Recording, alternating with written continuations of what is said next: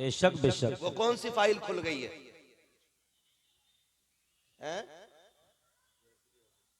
F-16 जो file खुली है, जो दुनिया को इंसानियत का दर्स देते थे वो सबसे बड़े दरिंदे निकले। अल्लाहु अकबर। बेशक बेशक हजरत। जो इस्लाम पे भौंकते थे, अल्लाह ने ऐसा जलील किया है कि आज वो किसी को मुंह दिखाने के काबिल तो क्या के लायक नहीं बचे। हम ये चाहते हैं हमारी नस्लें दीन से ऐसी सवर जाएं, ऐसी सज जाएं कि अगर बेटा निकल के जाए तो दुनिया हैरत से देखे, और बेटी निकल के जाए तब भी दुनिया रश्क से देखे, और सर उठा के कहे अगर उम्मती इतने शानदार हैं तो मदीने वाला नबी कितना शानदार रहा। क्या बात है हजरत, माशाअल्लाह माशाअल्लाह। इसी खूबसूरती के लिए ये इदारे बनाए गए। जी जी जी, बेशक बेशक। हमने अपने बच्चे दा के मंडी में खड़े कर दिए। अल्लाहु अकबर। आने वाला दौर जानते हैं कितना मुश्किल है, माफ कीजिएगा, आप भी देख रहे होंगे, मैं भी देख रहा हूं। अब बेटे को इतनी फुर्सत नहीं है कि जाकनी के वक्त बाप के सराहने बैठा हो। जी जी जी जी जी जी हजरत। बहुत कड़वी बात मैं कह रहा हूं। आज बेटे को इतनी फुर्सत नहीं कि जाकनी के वक्त बाप के सराहने बैठ जाए। क्या तुमने नहीं देखा जिन बेटों को दौलत की भूख परदेश उड़ा के ले गई, जिन बेटों को बड़े बड़े शौक की भूख ने परदेश में जाके डाल दिया, वो बाप का जनाजा वीडियो कॉल पे देख रहे हैं। कितने पैसे वाले तो ऐसे हैं, बाप इंतकाल कर जाता है, कहता 25,000 डाल दे रहा हूँ, अच्छे आदमी से कब्र खुदवाई जाए, अच्छी गाड़ी से बाप का जनाजा कब्रिस्तान ले जाया जाए, अच्छे लोग मेरे बाप को कब्र में उतारे। उससे बड़ा कमनसीब बाप कौन होगा जिसका अपना की बेटा उसके जनाजे में शामिल ना हो। कितने बाप ऐसे एड़ियां रगड़ के मर गए कि अपनों के चेहरे नसीब ना हो सके। मत तो ऐसी दौलत औलाद को कि तुम्हारे जनाजों में शामिल ना हो। वो दौलत माँ बाप दे दे अपनी औलाद को कि जब दम निकल रहा हो बेटा सूरह यासीन पढ़ रहा हो, जब सांसें अटक रही हो बेटा सूरह रहमान पढ़ रहा हो, जब जनाजा पढ़ाने की बारी आए तो किसी का मुंह देखना ना पड़े, तेरा बेटा मुसल्ले पे आके खड़े हो करके तेरे लिए दुआएं मगफिरत करता हो, और जब दुनिया आसान पढ़ करके चावलों के लिए दौड़ जाए खाने के लिए और कब्र अकेली रह जाए, तो सुनो खुदा की कसम, करोड़पति भी बाप की कब्र पर नहीं रुकता, अरबपति भी नहीं रुकता। अगर कब्र पे कोई रुकेगा तो कुरान वाला रुकेगा, इल्म वाला रुकेगा, दीन वाला रुकेगा, शरीयत वाला रुकेगा, और ये बैठ के कहेगा बा दुख ना करना, तू कब्र में अकेला नहीं है, ये चावल खाने वाले लोग जा चुके, ये बिरयानी वाले जा चुके, अब्बा तूने मुझे आज के लिए कुरान पढ़ाया था, मैं अकेला नहीं छोड़ूंगा तुझे। और जब यही बेटा बाप की कब्र पर बैठ करके अलहम्द के अलिफ से लेकर के कुरान की तिलावत का आगाज करता है, खुदा की कसम सूरह नास के सीन तक पहुंचने से पहले अल्लाह मरने वाले की बेहिसाब मगफिरत फरमा दिया। नारे तकबीर, नारे रिसालत, मजहबे इस्लाम, मसलके आला हजरत, इस्लाहे मुआशरा कॉन्फ्रेंस, मुफ्ती मोहम्मद हम्माद साहब किबला मुरादाबादी, उलमाए अहले सुन्नत, मदरसा जामिया गौसिया रज़विया। वाह वाह वाह वाह, माशाअल्लाह। पढ़ा लें बच्चों को, पढ़ा लें अपने बच्चों को। IAS हो IPS हो, हमने उनके अब्बा के जनाजे को एम्बुलेंस में जाते देखा है। IAS IPS के बापों के जनाजे एम्बुलेंस में जाते, उन्हें बेटों के कंधे भी नसीब नहीं होते। हाँ, बेटों के कंधे भी उनको नसीब नहीं होते। खुदा के वास्ते वो दौलत दो जो बेटा दुनिया में भी तुमसे दूर ना हो और आखिरत में भी तुमसे दूर ना हो। वो दौलत अपने बच्चों को दे दो। हमने 200, 400, 500 रुपए के लिए अपने बेटों की जिंदगी बर्बाद कर दी, अपने बच्चों की जिंदगी बर्बाद कर दी। और लोग बात करते हैं मौलाना बन के क्या मिल जाएगा। मैं कहता हूं मौलाना काबिल बनाइएगा, इनमें एक ऐसा बंदा दिखा दो जो किसी के दर पे जाके भीख मांगता हो, एक मौलवी दिखा दो जो पढ़ा लिखा हो दुरुस्त और किसी के दरवाजे पे हाथ फैला के खड़ा हो। बुरा ना मानिएगा, हमारे नजरिए ये है इसी खेत की फसल अच्छी हो जाए तो कह रहा पंतनगर से बीज लाया था। क्या बात है हजरत, जी जी जी। हाँ, अगर इसी खेत की फसल अच्छी हो जाए कह रहा खाद वो डट के डाला मैंने, डाला। जी जी जी जी, यही हाल है। अल्लाह एक हवा चलाता है बालें सुखा देता गेहूं की। बेशक बेशक, बालें तो कह रहा कुदरत की तरफ से हो गया। जी जी जी जी, फसल अच्छी हो जाए तो मैंने की, और उश्र ना दो और अल्लाह पटेला फेर दे, ओहो भाई बेमौसम बारिश हो रही है। हमारे अब्बा के दौर में भी ना हुई कभी ऐसे।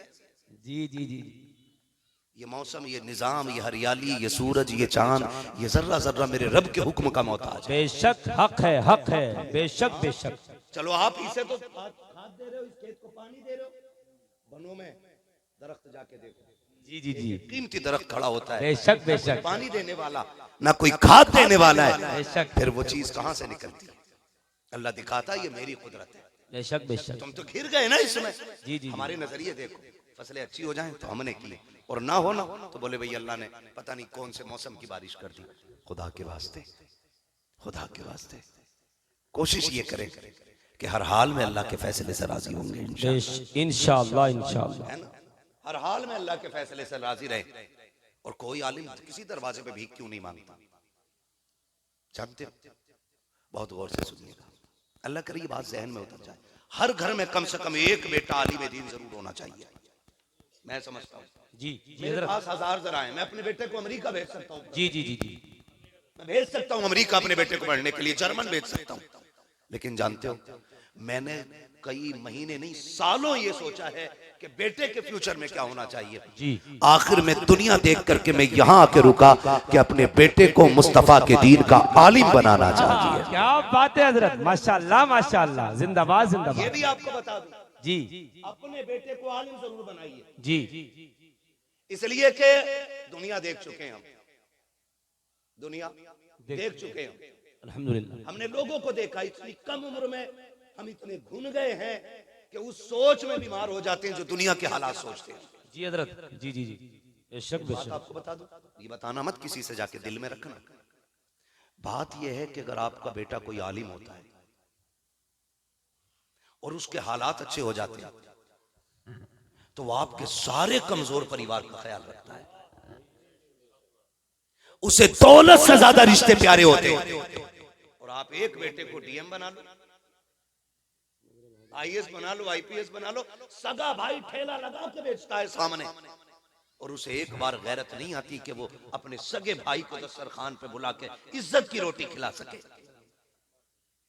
क्योंकि उसका नजरिया ये होता है कि ये जो दौलत मेरे घर में खड़ी है ये मेरी मेहनत की कमाई है, ये मेरी कलम की बदौलत है, ये मेरे पावर की बदौलत है, इसलिए इस पे मेरा हक है, मैं किसी को दे नहीं सकता। और अगर इल्म वाला बेटा होता है, अगर दौलत की कसरत होती है, अगर भाई गरीब होता है, तो ये सोच के दरवाजे खोल देता है जो खुदा मेरे नसीब से इतना दे सकता है वो सबके नसीब से कितना दे सकता है। वाह वाह, क्या बात है हजरत, बेशक हक है, हक है, बेशक। अगर परिवार बचाना चाहते हो तो एक बेटा आलिम जरूर बनाओ, ये भी एक दुनियावी एतबार से जरूरी है। एक बेटा आलिम जरूर बनाइए, बनाएंगे इंशाल्लाह, बनाएंगे इंशाल्लाह। कोई मौलवी आपको भीख मांगता हुआ नहीं मिलेगा, पैसा इनके पास कम जरूर होता लेकिन इज्जत तुम्हारे मंत्री से ज्यादा होती। सही बात है, बिल्कुल हक बात है हजरत, हक बात है, बेशक बेशक। इज्जत तुम्हारे मंत्री से ज्यादा होती है मौलवी की। जी जी जी, हाँ, अल्लाह की कसम खा के कहता हूँ, उसने मुझे औकात से ज्यादा इज्जत दी है। एयरपोर्ट पे हम भी खड़े हो और कोई मंत्री भी खड़ा हो, हमारे साथ मुसाफिर करने वाले अगर 10 हमें जानने वाले होते तो दौड़ के आ जाते हैं, बेशक। कोई हाथ मिलाने वाला एयरपोर्ट पे भी नहीं। क्या बात है हजरत, हक है, हक है, बेशक आपने बेशक। कैसे कह दिया इल्म वालों की इज्जत नहीं? जी खड़ा करो मुफ्ती जुबैर साहब को जी, रामपुर शहर के अंदर, और एक मंत्री को खड़ा करके भाषण दिलवाओ, और 2 बातें इनसे कहलवा दो, 2 बातें मौलाना साहब से कहलवा दो, जी। साहब से कहलवा दो। क्या बात है, मंत्री जो बोलता है लोग कहते हैं फेंक रहे आप, चाहे वो गरम तवे पे बैठ के कहे, क्या बात है हजरत। लोग कहते हैं फेंक रहा होगा, इससे बड़ा झूठा कोई नहीं।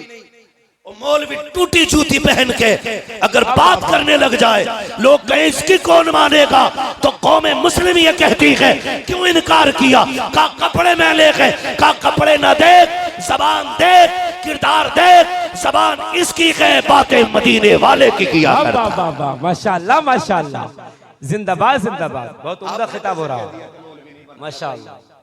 है मौलवी जरूर बनाइए, जी जी, है ना, जिसकी कट गई ना।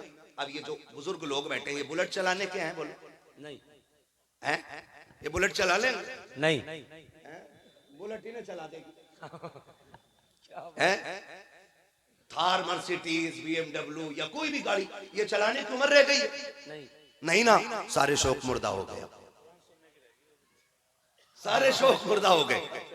अब क्या शौक रह गया है? अब इनका शौक सिर्फ ये है कि जब कब्र में पहुंचे आंख खुले तो सामने मुस्तफा का दीदार होना चाहिए। सुभान अल्लाह माशाअल्लाह। हर बंदा अगर इस उम्र तक पहुंचेगा आखिरी ख्वाहिश उसकी यही होनी है कि मैं कब्र में पहुंचूं और मुझे ख्वाब में हुजूर की ज़ियारत नसीब हो जाए। जब आखिरी यही है तो फिर हम दौलत के पीछे इतने क्यों, हमने दीन क्यों छोड़ दिया? इस्लाम दौलत कमाने का इनकार नहीं करता, कमाने से आप दौलत कमाइए लेकिन साथ दीन जरूर होना चाहिए, साथ में दीन जरूर होना चाहिए, क्योंकि दीन हमारे उठने बैठने के तरीकों के फैसले करता है। आपने नहीं देखा बड़ा पैसे वाला होता है लेकिन बात करने तक की तमीज नहीं होती है, बड़ी दौलत वाला होता है खाने पीने की कुत्तों की तरह टहल के खाता है।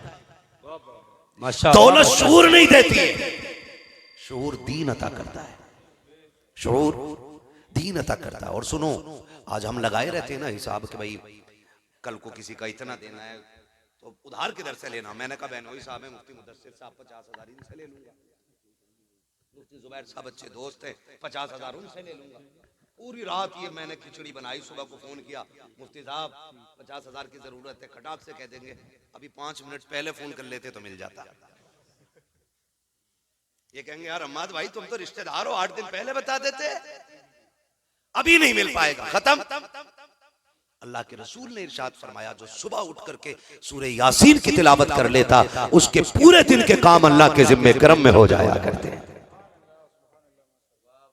सब कुछ है। रात में जिस जलसे में था हाजी गुलाम मोहम्मद साहब, अल्लाह गरीब के रहमत फरमाए, हमारे कारी साहब कबिला के वालिद साहब ने ये जमीन दी। मैं रात ऐसे ही मदरसे में था, हाजी गुलाम मोहम्मद साहब पिबलसाने के अड्डे पे रहते थे। मैं बचपन में अब्बू के साथ उनके यहाँ पे मतलब कभी अब्बू मुझे छोड़ने के लिए आते थे ना, मैं रिक्शा जाता था तो वहीं से कभी बस में बैठा दिया, कभी गाड़ी में, तो वहां तक आते थे मैं उनके पास उनके साथ बैठता था वालिद साहब के। सुने जरा, एक दिन उन्होंने कहा, वो मद्दे का दौर था, वो कहने लगे वालिद साहब से कि कारी साहब तंगदिस्ती बहुत आ गई है, बहुत परेशान हूं, कर्जा बहुत हो गया है, क्या करूं मैं? मैंने अपने वालिद को सबसे पहली बार ये वजीफा बताते सुना था। ये वजीफा किसी और के मुंह से नहीं, सबसे पहले अपने वालिद के मुंह से सुना था। मेरे वालिद ने उनसे कहा रोजाना मगरिब और इशा के बीच में सूरह वाक़िया की तिलावत किया करें, और कहा कि सूरह वाक़िया की तिलावत करें और तजवीद की रियायत से पढ़ें उसको। जब पढ़ चुके हैं तो हाथ उठा के दुआ करें। मैंने अपनी आंखों से देखा कि वो बंदा जो 2-3 साल पहले ये कह रहा था कि कर्जा बहुत है, उस बंदे ने ना 2-3 साल के बाद 2 लाख से ज्यादा सिर्फ ज़कात का पैसा निकाला था। सुभान अल्लाह, सुभान अल्लाह। नारे तकबीर, नारे रिसालत। हजरत अल्लामा मौलाना मुफ्ती हम्माद रजा साहब क़िबला, हजरत अल्लामा मौलाना मुफ्ती हम्माद रजा साहब क़िबला, मदरसा जामिया गौसिया रिजविया। नारे तकबीर, नारे रिसालत। 2-3 साल के अंदर 2 लाख रुपए सिर्फ ज़कात निकली थी, जो उन्होंने ऐसे रात सामने रख के कहा था अल्लाह का शुक्र है कुरान की बरकत है, इस साल 2 लाख रुपए से ज्यादा सिर्फ ज़कात का पैसा मेरे पास है। पढ़ो तो कुरान, समझो तो कुरान, वजीफा बना लो और याद रखो कोई साथ नहीं जाना है। जमींदारों की जमीनें रह जाएंगी, अमीरों का बैंक बैलेंस रह जाएगा, कब्र में कोई साथ नहीं जाना है। और कोई लेके गया हो तो बताओ। मैं तो सोचता हूं कि जिस घर में मेरे बाप रहते हैं उसमें कभी मेरे दादा रहते थे, और जिसमें दादा रहते हैं वो कभी परदादा की थी, जो परदादा की थी वो कभी झगड़दादा की थी, जो झगड़दादा की थी वो लकड़दादा की थी। मैंने कहा ये सब ऊपर से चली आ रही है। मकान अपनी जगह रह गए, मकीन आते जाते रहे। हम जो दावे करते हैं ना ये मेरी है, ये मेरी है, कोई किसी की नहीं है, कोई किसी की नहीं है। यहां तुम और मैं तो सिर्फ किराएदार हैं, मुसाफिर हैं। जब तक यहाँ हो ड्यूटी है देखभाल कर रहे हो, तुम जाओगे तुम्हारा बाद वाला आ जाएगा। जाकर के निजाम देखो, सबसे ऊपर तख्ती लगी होती है, किसका मकान है मुश्ताक हुसैन, उसके नीचे तख्ती बाद में लगी, किसका मकान अशफाक हुसैन, फिर किसकी, फिर उनके बेटे की, फिर किसकी, फिर उनके बेटे की। तख्तियां बदलती रह गई, ऐसी बदलती चली जाएंगी। किसी का मकान कब्र में साथ नहीं जाना है। कामयाब वो नकी है जिसने 4 मकान छोड़ दिए हैं, कामयाब वो भी नकी है जिसने बड़े बड़े प्लॉट छोड़े हैं, कामयाब वो भी नकी है जिसने अपने पीछे बैंक बैलेंस छोड़ा है, सबसे कामयाब वो है जिसने अपने पीछे कुरान पढ़ने वाले छोड़ दिए। सुभान अल्लाह, सुभान अल्लाह। क्योंकि कब्र में जो काम आना ना कुरान का, कब्र में जो काम आना है कुरान काम आना। हमने अपने बच्चे उठा के मंडी में भेज दिए, काम कराने भेज दिए, हमारी मैयत पे कुरान कौन पढ़ेगा? है कोई तैयारी? भाई तेरा बेटा अगर 1000 रुपए पर डे भी कमाए, साल में कितना कमा लेगा? कितना बनाए? 1000 रोज से भी जोड़ो 3 लाख, 3 लाख 365 दिन के तो भाई 65 में ही पहुंचोगे, है ना जी? फर्ज कर लो 365 पे भी अगर पहुंच गए आप, तो मैं कसम खा के कहता हूं ये 6,70,000 भी हो जाए या ना 7,80,000 भी हो जाए, इनसे कब्र ठंडी नहीं होनी है। इनके बगैर गुजारा हो सकता है। हम लोग मुसाफिर हैं, आपको तो लगता होगा ना कि भाई गाड़ी से आए गाड़ी से गए, लोग हिसाब भी लगाते रहते हैं, ठाली लोग यही सोचते हैं कितना पैसा है। लेकिन जानते हो कई बार सब कुछ होता है लेकिन खाना नहीं होता हम लोगों के पास। सफर में कभी ऐसी ऐसी जगह निकल जाते कि दोपहर का खाना ही नसीब नहीं होता, तो क्या हम मर जाते? बोलो नहीं ना। अगर हम एक टाइम ना खा करके भी जिंदा रह सकते हैं, तो हम अपने बच्चों को कमाई पे न डाल के कुरान की खिदमत पे डाल दें, तब भी तो जिंदा रह सकते हैं। बेशक बेशक। तो लालच नहीं, अपने बच्चों को कुरान पढ़ाओ और जरूर पढ़ाओ। धोखे में मत रहना, ये मेरी जमात है, मैं इनकी जमात का हूं और आप भी हम में से हो, हम आप में से। हम कोई आसमान से नहीं उतरे, लेकिन ये जरूरतें पड़ गई हैं। अब्बा मरता, बेटे को सूरह फातिहा तक नहीं आती, फोन करके कह रहा मुफ्ती जुबैर साहब कुरान पढ़वा दियो। मुझसे फोन करके कह, मैंने कुछ रुकू हैं पढ़े हुए। मैंने कहा क्यों? कि अब्बा मर गए हैं, कुछ पारे हों तो दे दो। रस्म चली आ रही, ऐसे ही सामने वाला कहता है ना भी होते हैं तो कहते हैं लिख ले 5 पारे। जा क्या रहा, कौन सा कोई मीटर लगा के चेक कर रहा? धोखे में मत रहो। जो अपनों का दर्द अपनों को हो सकता है, वो आपका मुझे नहीं हो सकता, मेरा आपको नहीं हो सकता। इसलिए मेरी ख्वाहिश ये है हर बाप का बेटा एक कुरान वाला होना चाहिए। बेशक हक है, करेंगे इंशाल्लाह। और दूसरी बड़ी बात, इंशाल्लाह जब एक भी बेटा कुरान वाला होगा ना, तो घर में बदअकीदगी नहीं आएगी। हक है। वहां भी रिश्ता लेके आएंगे तो साफ कह देगा सुनो चारपाई पे बैठाने के लायक नहीं है, अब्बा सतर्क कि लल्ला ठीक कह रहा। और कहीं मैयत में चले गए, नमाज जनाजा मत पढ़ लियो, अब्बा कहीं निकाह टूट जाए अम्मा से, वो रोके रहेगा कि नहीं भाई? बात सही। एक बेटा कम से कम इसलिए दीन वाला होना चाहिए कि हमारी दुनिया भी बेहतर हो सके और हमारी आखिरत भी बेहतर हो सके। पढ़ाएंगे इंशाल्लाह। इंशाल्लाह। हाथ उठा के बताएं कितने लोग नियत करते हैं इंशाल्लाह पढ़ाएंगे। बेटे ना पढ़ सके तो पोतों को पढ़ाएंगे इंशाल्लाह। पढ़ाएंगे, बच्चों को जरूर पढ़ाइएगा, ये बड़ा जरूरी है ना? अगर बेटे ना पढ़ सके तो पोतों को पढ़ाइए। और बातें बहुत सारी हो जाएंगी, वक्त खत्म होने लगा। बस आपसे एक बात और कह दूं, बेटे तो आप पढ़ाएंगे इंशाल्लाह, पढ़ाएंगे इंशाल्लाह। बड़े डर के कह रहे हो इंशाल्लाह। अगर मैंने अपनी जमात से कह दी ना किसी के नाम की कुरान खानी मत करियो 500 रुपए में, अच्छा समझ में बात नहीं आती है। अपने अब्बा की जायदाद लूं मैं, उस पर सांप बन के बैठूं मैं, कुरान पढ़वाऊं इनसे, और इन्हें खाली एक कप चाय और 5 रुपए की जलेबी में निकाल दूं। अल्लाह नहीं जानता है कि किस दिल से कुरान पढ़वा रहा है?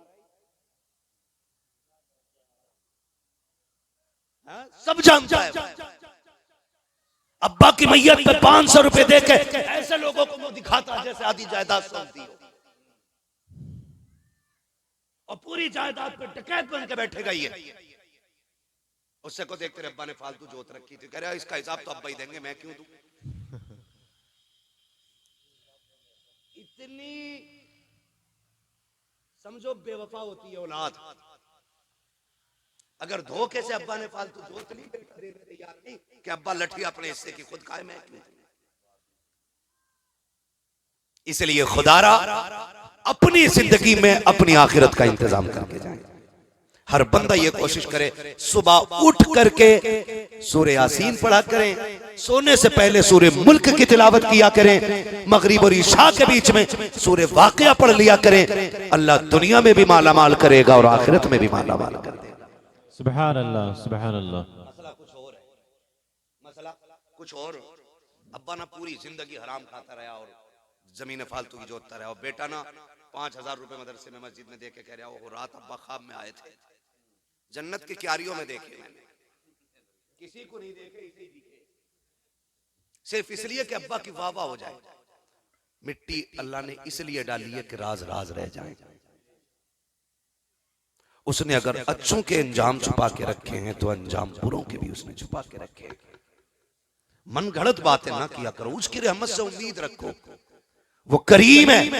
अगर बख्शने पे आ जाए तो कुत्ते को पानी पिलाने के बदले में फाहिशा को जन्नती बना देता है, और अगर वो ना बख्शने पे आए ना तो शैतान की करोड़ों बरस की इबादत मुंह पे मार के कहता मुझे तेरे सजदों की जरूरत नहीं, मैं तेरे सजदों के बगैर भी वही शान रखता हूं जो तेरे सजदों के साथ रहता है।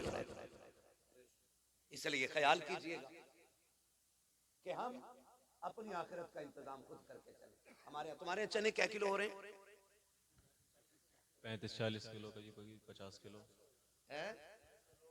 जैसे लोग आते हैं ना तादाद के हिसाब से तो होते नहीं, लोगों के हिसाब से होते हैं। क्योंकि अगर तादाद के हिसाब से गरीब ने 18 किलो ला के दे भी दिए ना, हाँ 18 किलो 15 किलो ला के दे दिए, कह रहा बताओ क्या 2-2 दाने दिए चने, ऐसा लग रहा है ये मरने ही गया था चनों के लिए मस्जिद में। हक है। 2 दाने दिए भाई, वहां कलमा असल है, तेरे चने असल नहीं है। ये दुनिया बड़ी बेवफा है, मरोगे ना। चने भी जब पड़ते हैं तो बातें का चोल के पड़ते हैं। चने बराबर डाल लिया, आलू खुद गए, गेहूं कितना हुआ, सरसों कितनी होगी, आलू कट गया तुम्हारा सारा, गन्ना कितना हो गया, और चना बराबर चल गया। ओ हजरत चना इधर का उधर चला, ऐसे कैसे? ये तो शुक्र है कि जितने पढ़े उतने नहीं है इसके, वरना मुफ्ती साहब मुफ्ती भर भर के लौटते।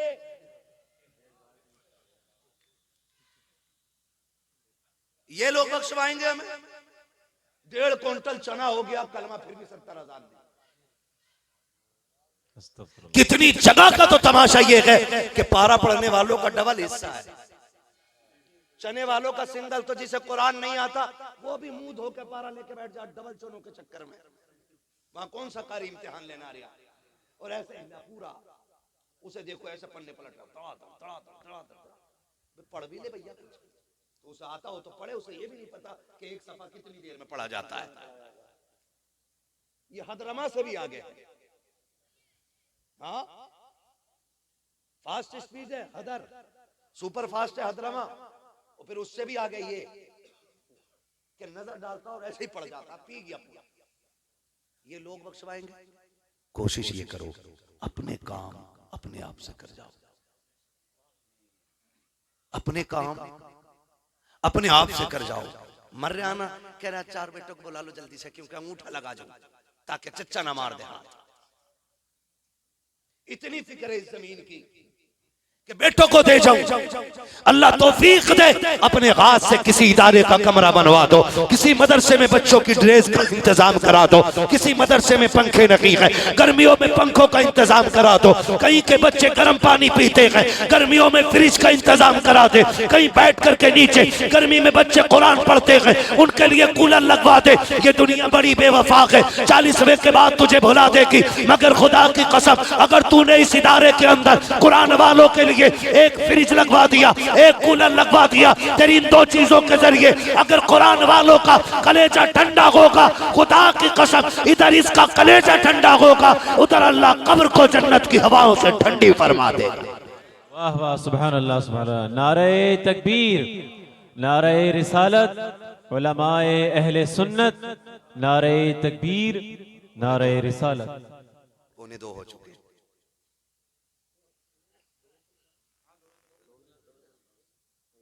उठेंगे तो नहीं अभी आप? जरा सारे कहते हैं या रसूल अल्लाह, या रसूल अल्लाह। जोर से बोलो यार सुभान अल्लाह। हाँ जी, ये या रसूल अल्लाह का नारा हम इसलिए लगवाते हैं ताकि पता चले पक्का बैठा है कि कच्चा बैठा है। आ जाते सारे ही आ जाते, बोले चलो भाई उसे मोबाइल में देखा, सामने से देख के आए। मैं भगाता ही नहीं किसी को, मैं कहता हूँ बांध के बैठा लो। फिर देखो बरेलियों को, बरेली वालों को बदनाम बहुत किया ना लोगों ने, ये गाली देते बैठ के सुनना बरेली वाले बात क्या करते। अगर तासुब का चश्मा हटा के इंसाफ की ऐनक लगा के बैठ के बरेली वालों की बात सुने ना, हमें अपने अकीदे पे इतना नाज है कि सलाम होते होते उसे भी कहना पड़ेगा मैं मुजरिम हूँ आका मुझे साथ ले लो कि रस्ते में है जा बजा थाने। हमारा अकीदा इतना अच्छा अकीदा है, बंदा इंसाफ से सुन ले तो उसको भी मसलक आला हजरत कबूल करना पड़ जाता है। बेशक अल्लाह सलामत रखे सारे लोगों को। ये तो रही बेटों की बात, मेहरबानी करें बेटियां जरूर पढ़ा लें, बेटियां जरूर पढ़ा लें। जो एक नजरिया है ना बेटियां पराया धन होती हैं, ये पराए घर चली जाएगी, इन्हें पढ़ा के क्या फायदा। मैं कसम खा के कह सकता हूँ घर में रहने वाले बेटे उतना बख्शिश के लिए कुरान नहीं पढ़ेंगे जितना ससुराल में रह करके कुरान पढ़ने वाली बेटियां तेरी बख्शिश की दुआएं कर लेंगी। हक है, ये पराए घर वाली तेरे कामज़ादा नहीं है। बेशक जिसे हम कहते बेटियां पराया धन है, इन पे पैसा क्या लगाना है हमें, इन पे क्या खर्चा करना। सुन असल तो बेटियां ही होती हैं। हम भी बेटे हैं, तमाम तर बेटे हैं, हम कुरान पढ़ते हैं। मौका मिल गया बस में, गाड़ी में, ट्रेन में, मौका मिल गया मोबाइल खोला कुरान पढ़ना शुरू कर दिया। लेकिन सच्ची बात बताऊं, ये सच है कि बेटा कुरान पढ़ के ना अपने लिए दुआ मांग लेगा, मरहूमों के लिए बख्श देगा ऐसे कह करके, लेकिन एहसान नहीं मानता है। बेटियां इसका उल्टा करती हैं। अगर ये 90 साल की भी हो जाएगी, चश्मा लगा के कुरान खोल के बैठेगी ना, तो इसे कुरान के पारों में बाप का चेहरा नजर आएगा और ये रोएगी इस पढ़ते पढ़ते, कहेगी मुझे याद है फीस भरने के लिए पैसा नहीं था, मेरे बाप ने ओवर टाइम ड्यूटी करके मदरसे में मेरी फीस भर के मुझे ये कुरान दिया था, मुझे ये कुरान पढ़ाया था। ये रो के बेटी जब कुरान मुकम्मल करेगी हाथ उठा के कहेगी अल्लाह मेरे अब्बे को जन्नत अता फरमा दे। खुदा की कसम जब बेटियां रोती हैं खुदा की रहमत को गवारा नहीं होता, आंसू का एक कतरा भी राय का चला जाए, इधर बेटी के हाथ उठेंगे उधर अल्लाह तुम्हें जन्नती बना डाले। बेशक बेशक। हम तो यही हिसाब लगाते रह गए, लल्ला पे लगाएंगे 50 लाख MBBS बन जाएगा तो हमें भी कुछ गाड़ी मिल जाएगी। हाँ ये MBBS वाला ना अगर बन गया MBBS तो अपने बेड पे नहीं बैठने देगा तुझे, कहेगा अब्बा तेरे कपड़े मैले थे तू बैठा कैसे।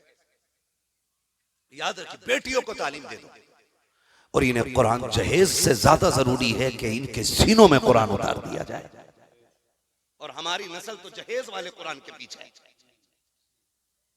होता है क्या नहीं भाई, 10 लाख का सामान रखा, सबसे ऊपर कुरान रखा, सबसे ऊपर कुरान रखा। कुरान बड़ी दौलत, मैं देने का इनकार नहीं कर रहा हूं, लेकिन रवैये देखे हमारे। कुरान आ गया जहेज के लिए कब 8 दिन पहले, लेकिन जब बेटी की रुखसती की बारी आई ना तो फिर डीजे बज रहा है। खुद फैसला करो, अगर कुरान शफाअत करने का हक रखता है तो क्या शिकायत करने का हक नहीं रखता है।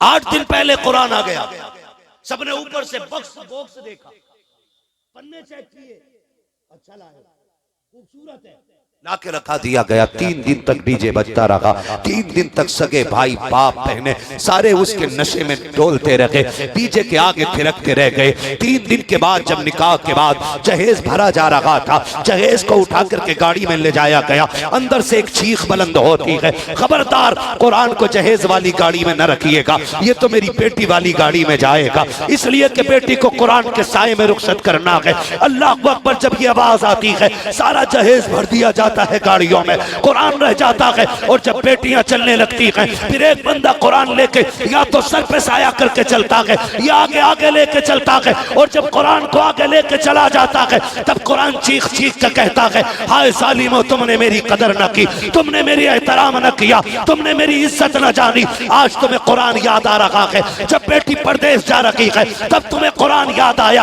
8 दिन से मैं अंदर अलमारी में रखा था, तुम गानों के आगे कूदते रह गए, तुम डीजे के आगे नाचते रहे, तुम्हें मेरी याद क्यों नहीं आई? अब मैं तुम्हें रहमत की बजाय लानतें दे करके जा रहा हूं, तुमने मेरी तौहीन की है। खुदा की कसम अगर कुरान लानतें भेज देता है तो ना बेटी सुख रहती है ना बेटी वाला सुखी रहता। इसलिए ज्यादा जरूरी है, गाड़ी में रखने से ज्यादा जरूरी है कुरान बेटियों के सीने में उतार दो। इसलिए कि फिर अगर गाड़ी में भी कुरान नहीं होगा ना तो जहां ये कदम रख देगी वहीं से कुरान की तिलावत के चश्मे जारी हो जाएंगे। इसलिए बेटियों को दीन जरूर दो, बेटियों को कुरान जरूर दो। आने वाला दौर जो रील का चल गया ना, रील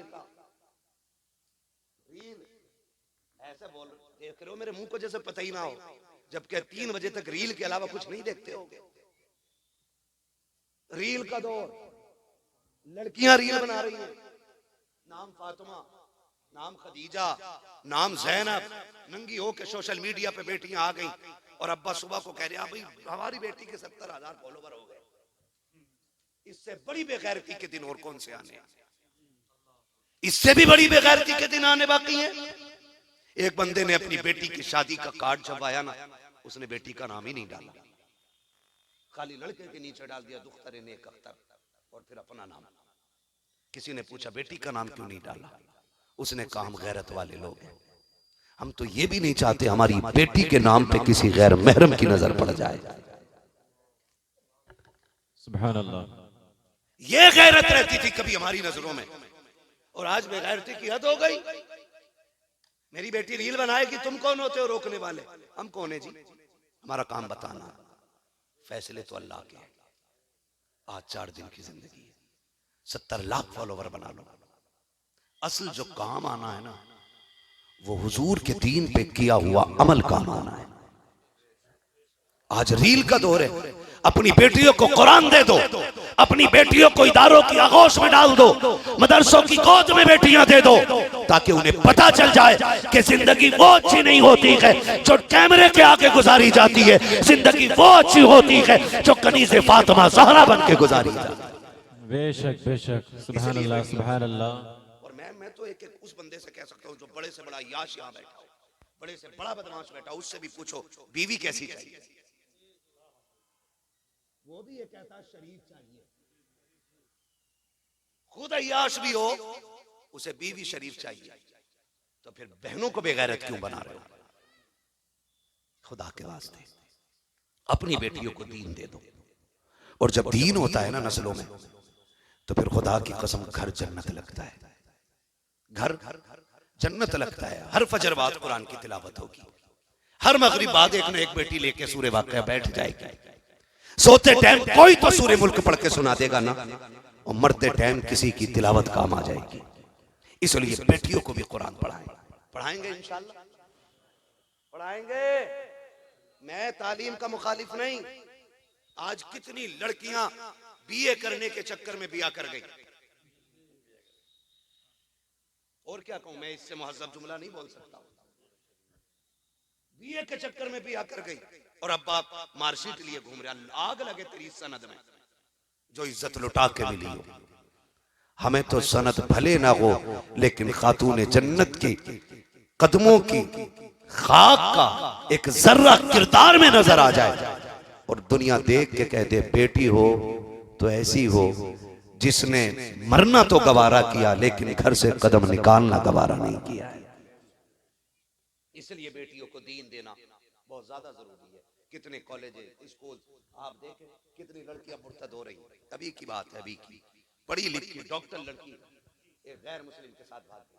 क्या करेंगे माँ बाप, क्या करेंगे? ओ भाई खुदा के वास्ते कुछ तो कोशिश करने हम अपनी नस्ल को बचाने की, थोड़ी कोशिश करने ज्यादा ना करें। अल्लाह करे हमारी बेटियों को दीन की सही समझ आ जाए और हमारी बेटियां दीन की आलिमा ऐसी बन जाएं कि उनके किरदार से खातून जन्नत के किरदार की खुशबू आने लग जाए।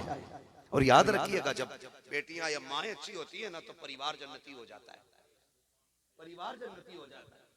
कैसे हो जाता है जन्नती? अल्लाह आपको सलामत रखे। अगर 5 मिनट हो तो बात कर लूं, कारी साहब, कारी यूनुस साहब कर लूं 5 मिनट बात। हुजूर का दौर है, एक साहबी है, परदेश जा रहे हैं, अपनी शरीक याद से कहते हैं, सुन मैं तिजारत के लिए बाहर जा रहा हूं, जब तक मैं ना आ जाऊं मेरी इजाजत के बगैर दरवाजे से कदम ना निकालना। शौहर परदेश चला गया, तवज्जो कीजिए, वो परदेश जब शौहर चला गया उसने मना कर दिया था मेरी इजाजत के बगैर दरवाजे से कदम ना निकालना। इत्तेफाक की कुदरत को कुछ और ही मंजूर के बाप बीमार हो गया, खबर पहुंची तेरा बाप बीमार है, आज मिलने के लिए। भाई दरवाजे पे आया, का बाप ने बुलाया, बेटी ने कहा मेरी मजबूरी आ गई है, मेरे शौहर ने अगर इजाजत दी होती तो मैं आ जाती। शौहर मना करके गया, किसी ने कहा हुजूर से पूछें चल के। शौहर अगर इजाजत नहीं दे के गया, हुजूर इजाजत दे देंगे तो काम हो जाएगा। बात हुजूर तक पहुंची, सरकार ने पूरी बात सुनी, फिर आका के ये जुमले थे, फरमाया कि अगर शौहर इजाजत नहीं दे सकता तो मैं मोहम्मद भी इजाजत नहीं दे सकता हूं। सुभान अल्लाह। ये मेरे आका ने फरमाया, अगर शौहर की इजाजत नहीं तो मैं मोहम्मद भी इसको इजाजत नहीं दूंगा कि ये घर से शौहर की मर्जी के बगैर अपने बाप से मिलने के लिए। खबर आ गई कि हुजूर ने मना कर दिया। उसने कहा फिर अब कहीं नहीं जाना है, शौहर का आने का इंतजार किया जाए। वक्त गुजरा और ज्यादा बीमार हुआ, शौहर फिर भी नहीं आया। फिर बाप ने बेटी से कहा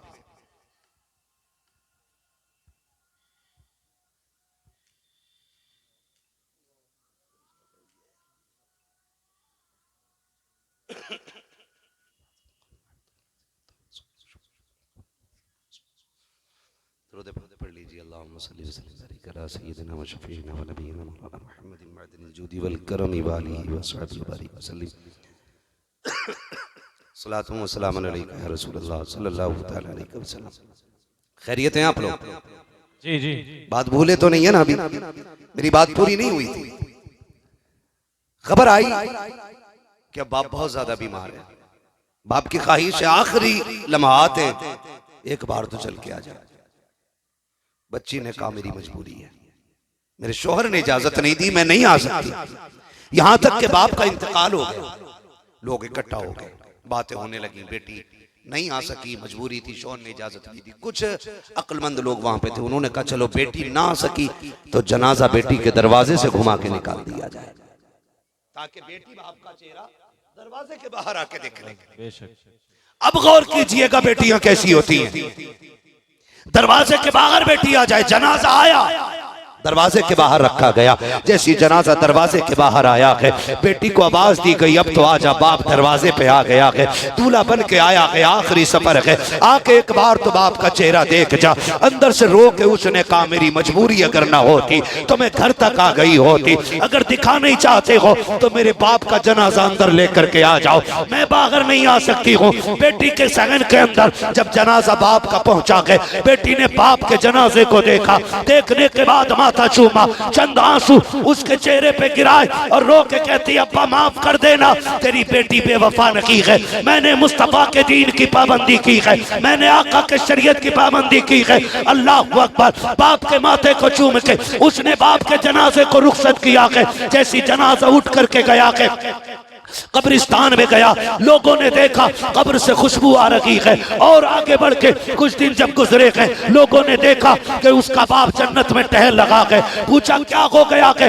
किस अमल के बदले में बख्शे गए? बाप ने कहा मेरा तो कोई अमल मुझे याद न की, लेकिन जब रब की बारगाह में पहुंचा, रब ने कहा जा तुझे तेरी बेटी की दुआ के सदके में बख्श दिया है। मैंने कहा क्या मतलब? कहा जब तेरा जनाजा उठा था, तेरी बेटी ने झोली फैला के कहा था मेरे मालिक तू जानता है मेरे दरवाजे से जो जनाजा उठा है वो पड़ोसी का नहीं था, रिश्तेदार का नहीं था, मेरे बाप का जनाजा था। ए मेरे परवरदिगार, मैंने तेरे महबूब की शरीयत की खातिर जिंदगी में बाप का चेहरा ना देखा ताकि तेरी शरीयत की हदें ना तोड़ सके। ए अल्लाह, अगर मेरे इस अमल से राजी है तो मेरे बाप को जन्नत अता फरमा दे। का तेरी बेटी ने इतना कह दिया था, मैंने तेरे सारे गुनाहों को नेकियों में तब्दील फरमा दिया। सुभान अल्लाह, सुभान अल्लाह, बहुत खूब। अगर बेटियां नेक होती हैं ना, अगर बेटियां नेक होती हैं तो बाप जन्नती हो जाता है। खुदा के वास्ते बेटियों के साथ कुछ कर जाओ, बेशक। ऐसा कर जाओ जो कोई छीन ना सके। जमीन पे कब्जे भाई जमा सकते हैं, घर पे कब्जा बहुएं जमा सकती हैं, जहेज पे कब्जा ससुराल वाले चला सकते हैं। दीन बेटी को दे दो जिस पे कब्जा सिर्फ बेटी का रहना चाहिए। देंगे इंशाअल्लाह, पढ़ाएंगे बेटियों को इंशाअल्लाह। अल्लाह सलामत रखे। जोर जब से। बेटियां दीनदार होती है ना, माशाअल्लाह, बेटियां दीनदार होती है ना, तो फिर नस्लों में बरकतें पैदा होती हैं। इसलिए बेटियों को कुरान दो। कारी साहब क़िबला को मैं दिल से मुबारकबाद पेश करता हूँ। इन्होंने बच्चियों को कुरान पढ़ा दिया है, बच्चियों को कुरान पढ़ाया है, पूरा इंतजाम है। उस्तानियां रखी हुई हैं, आलिमाएं बच्चियों को पढ़ाने के लिए। ये कुर्बानियां मैदान क़यामत में काम आएंगी, देखना इंशाअल्लाह। ये तब पता चलेगा जब नफ्सी नफ्सी का आलम होगा, सवा नेज़े पे सूरज होगा और गर्मी से ना भेजे हांडी की तरह खोल रहे होंगे और अमाल के हिसाब से लोग पसीने में डूबे हुए होंगे। कोई टखनों तक, कोई घुटने तक, कोई कमर तक, कोई सीने तक, कोई थोड़ी तक, कोई गोते खा रहा होगा पसीने में। ऐसे माहौल में अल्लाह हुक्म देगा, फरिश्तों मेरे कुरान वालों को इकट्ठा करके लाओ। ये कुरान वालों को इकट्ठा, आदम से लेकर के पैगंबर की आखिरी उम्मती तक सारे लोगों में कहा तलाश करके लाओ। फरिश्ते कहेंगे मालिक पहचानेंगे कैसे? बैच लगा है, बिल्ला लगा है, किसी के माथे पे लिखा कुरान वाला। रब फरमाएगा ना, का फिर इतनी बड़ी भीड़ में कैसे पहचाने? फरमाया मुंह सूंघना शुरू कर दो, जिसके मुंह से मुश्क की खुशबू आती होगी वही मेरे कुरान का पढ़ने वाला होगा। सुभान अल्लाह, सुभान अल्लाह। ये उठा के लाए जाएंगे, फिर हुक्म होगा इन्हें मेरे अर्श का साया दे दो, मेरे अर्श का साया दे दो। ये पूछेंगे मालिक इतनी बड़ी भीड़ है, हमें अर्श का साया क्यों दिया जा रहा है? रब फरमाएगा तुम्हारी मेहनतों का आज मैं सिला दे रहा हूं। लोग बात करते हैं ना 5000 में क्या करते हैं, 6000 में क्या करते हैं, हाफिज जी बना लिया तो क्या मिलेगा?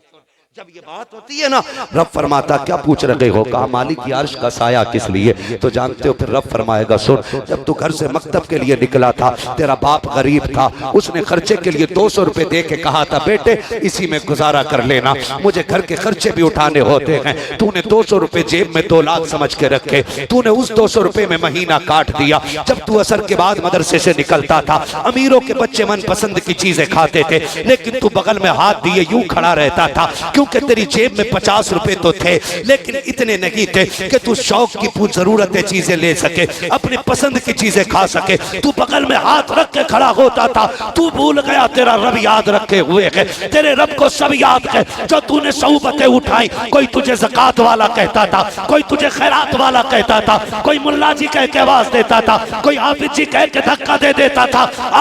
आज मैं अमीरों को दिखाना चाहता हूँ, आज दौलत वालों को बताना चाहता हूँ, जो इज्जत मैंने कुरान वालों को दी है वो किसी दौलत वाले को नहीं दी गई। सुभान अल्लाह, सुभान अल्लाह। ये इज्जत क़यामत में दिखाएगा। और फिर अपने नारे तकबीर। मुख्तसर रहने दें, वक्त बहुत ज्यादा हो रहा है। फिर ये इज्जतें देखेगा जमाना, फिर कहेंगे काश हमने भी कुरान पढ़ा होता, हमने भी कुरान पढ़ाया होता। एक काम कर जाइए ऐसा कि कब्र में जिसके सवाब की खिड़कियां खुली रहनी चाहिए। यहाँ 40वें के बाद कोई किसी को याद, 40वें तक तो रोज भी फातिहा पढ़ ले और 40वें के बाद 40 साल के लिए छुट्टी। कभी अगर शबे बारात शबे कदर पे भी आवे तो कहे मुफ्ती साहब यार तुमको आए थे अब्बा के दफन में, कहां थी अब्बा की कब्र? अभी तो एक चमासा गुजरा, अब्बा की कब्र याद नहीं रही। यह दुनिया किसी को फिक्र नहीं रहती है। अपने हाथ से कर जाओ, अल्लाह ने दौलत दी है ना तो काम खुद कर जाओ। और हमारे पास जो दौलत है वो हमारे बाप दादा की कुर्बानियों का नतीजा है।